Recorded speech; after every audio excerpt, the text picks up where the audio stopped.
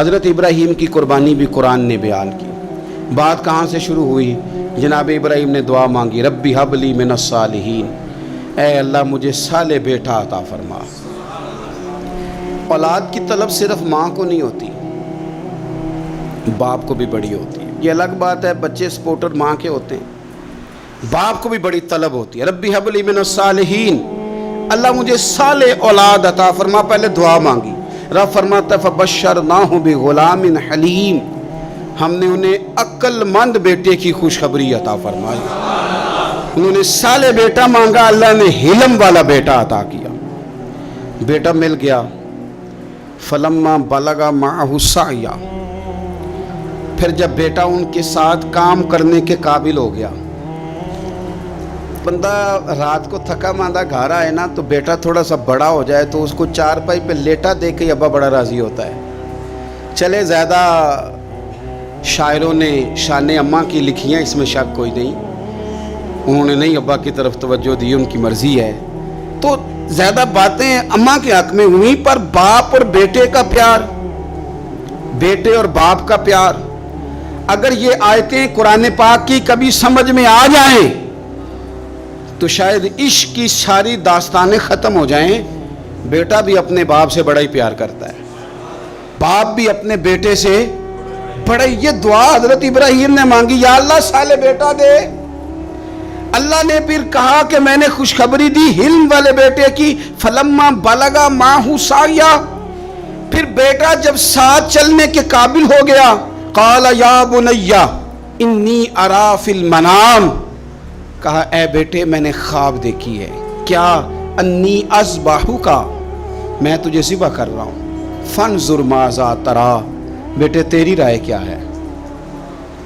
میں نے خواب دیکھ لی، میں ذبح کر رہا ہوں، تو اپنی رائے بتا۔ رائے اس لیے نہیں پوچھی کہ اگر وہ کہیں گے نہ ذبح کرو تو نہیں کریں گے، رائے اس لیے پوچھی ہے کہ لوگوں کو پتہ چلے کہ جس پتر کی تربیت حضرت ہاجرہ نے کی ہے اور جس کی رگوں میں حضرت ابراہیم خلیل کا خون ہے اور جس کی پیشانی میں نور محمدی چمکتا ہے صلی اللہ تعالی علیہ وسلم، ان کے خیالات کیا ہیں پتہ چلے۔ اور یہ پوچھا بھی اس لیے تاکہ لوگوں کو سمجھ آ جائے کہ اگر حضرت ابراہیم ذبح کرنے کو تیار تھے تو جناب اسماعیل ذبح ہونے کو تیار، لوگوں کی سمجھ میں بات آ جائے۔ فانظر ماذا تری، تیری کیا رائے ہے؟ قربان جائیں۔ یہ بھی انداز ہے بیٹے کا باپ کے ساتھ۔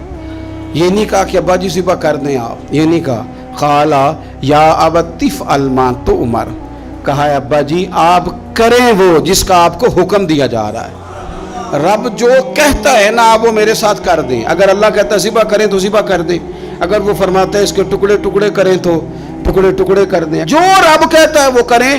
مجھے آپ انشاءاللہ صبر کرنے والوں میں سے پائیں گے۔ کریں، میں تیار ہوں، کریں، بیٹا ہے۔ سالوں کے بعد جناب ابراہیم نے دیکھا ہے، اب وہ اس عمر کو پہنچا ہے کہ وہ کام کرنے کے قابل ہوا، ساتھ چلنے کے قابل ہوا، حکم آ گیا۔ دیکھو ایک مشکل وہ ہوتی ہے کہ تبلیغ کرنی ہے، کافروں کو رستے میں مشکل آ گئی۔ ایک مشکل وہ تھی کہ کافروں سے لڑائی کرنی تھی تو رستے میں مشکل ہے۔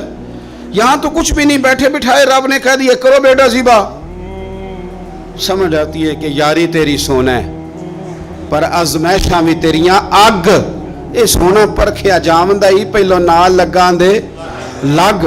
وہ اپنے پیاروں کو نہ بیٹھے بٹھائے بھی امتحان لے لیتا ہے۔ کہا میں تیار ہوں، مجھے صبر کرنے والوں میں پائیں گے۔ فلما اسلم وتلہ للجبین، اللہ فرماتے ہیں جب دونوں حکم ماننے کو تیار ہو گئے تو باپ نے بیٹے کو پیشانی کے بل لٹایا، شیطان بڑا سر پٹایا، دوڑا، میں نے تو گمراہ کرنا تھا آدم کی اولاد کو، یہ کیا بنا؟ اللہ کی رضا کے لیے بیٹا تک قربان کرنے کو تیار ہو گئے، دوڑ کے جناب ہاجرہ کے پاس گیا۔ پتہ ہے آج کیا ہونے لگا ہے؟ پتہ ہے جناب خلیل کہاں لے گئے ہیں جناب اسماعیل کو؟ کہنے لگی سیر و تفریح کے لیے گئے ہیں، یہی ہیں؟ کہنے لگے نہیں، وہ تو ذبح کر دیں گے۔ جناب ہاجرہ کہنے لگی کبھی باپ نے بھی بیٹے ذبح کیے؟ کہا ان کا گمان ہے کہ رب کا حکم آیا ہے۔ فرمانے لگی تم مردود شیطان ہے، اللہ کے نبی کا گمان نہیں ہوتا، رب کے نبی کو وحی آیا کرتی ہے، دوڑ جائے ادھر سے۔ اگر میرے مالک نے میری گود کا پالا مانگا ہے تو ایک اسماعیل ہے، کاش میری گود میں ہزاروں ہوتے، میں ایک ایک کر کے سارے اپنے رب کے نام پہ قربان کر دے۔ دوڑ کے آیا جناب اسماعیل علیہ السلام، پتہ ہے آپ کے والد کہاں لے جا رہے ہیں؟ فرمایا یہیں سیر کے لیے۔ کہنے لگے نہیں، ان کو تو خواب آئی ہے، رب کا حکم آیا ہے، وہ تو ذبح کر دیں گے۔ تو فرمایا ٹھیک ہے، میرے والد ذبح کریں گے تو میں ذبح ہو جاؤں گا، آپ نے میری بات کو سمجھنا ہے۔ پھر حضرت ابراہیم کے رستے میں آیا، کہنے لگا اے ابراہیم، حضرت جبریل تو آئے ہی نہیں، آپ کو تو حکم حضرت جبریل کے ذریعے آتا ہے، آپ خواب دیکھ کے بیٹا ذبح کریں گے؟ روڑے اٹھائے، کنکر اٹھائے، زور سے مارے، وہ دوسری جگہ آ گیا، پھر کنکر مارے، پھر تیسری جگہ آ گیا، پھر کنکر مارے۔ کیا دنیا میں یہ بھی انداز بھی ہے کہ روڑے مارے تو عبادت کا ثواب ملے؟ آپ میری بات کو سمجھنا یار، روڑے مارو، روڑے کون مارے؟ حاجی صاحب مارے، ایک دفعہ مارے، کہا نہیں 3 دفعہ مارو، 3 دن مارو، آؤ روڑے مارو۔ یا اللہ، روڑے مارنا بھی عبادت ہے؟ پتھر مارے، کنکر مارے، فرمایا مارو نا، تمہیں پتہ نہیں نا کہ وہ ذائقہ کتنا ہے جب میرے خلیل نے میری خاطر روڑے مارے تھے، میری خاطر روڑے مارنا بھی عبادت قرار دے دیا۔ صحابہ نے پوچھا یا رسول اللہ، یہ جو ہم کنکر مارتے ہیں جمرات کو، اس کا بھی ثواب ہے؟ فرمایا یہ تو تمہیں میزان عمل میں قیامت کے دن پتہ چلے گا نا اجر کتنا ہے، یہ تو تمہیں تب پتہ چلے گا۔ روڑے مارے حضرت ابراہیم خلیل نے، فلما اسلم وتلہ للجبین، دونوں تیار ہو گئے، باپ نے بیٹے کو پیشانی کے بل لٹایا۔ مفسرین کہتے ہیں خود کہا تھا جناب اسماعیل نے، ابا جی سیدھا لٹا کے ذبح نہ کرنا، ہو سکتا ہے چہرہ دیکھیں تو آپ سے چھری نہ چلائی جا سکے، آنکھوں پہ پٹی باندھ لو، مجھے الٹا کر کے لٹا لو اور میرے ہاتھ پیر باندھ لو۔ بیٹے وہ کیوں؟ کہا آپ والد ہی نہیں، پیغمبر بھی، پیغمبر بھی جد الانبیاء، ابو الانبیاء ابراہیم خلیل۔ ایسا نہ ہو کہ میں موت آتے وقت تڑپوں تو کچھ خون اڑے، تو میں اللہ کے نبی کی بے ادبی نہیں کرنا چاہتا، مجھے ذرا باندھ لے۔ باپ نے بیٹے کو باندھا، چھری پکڑ لی اور گردن پہ چلائی، فلما اسلم وتلہ للجبین۔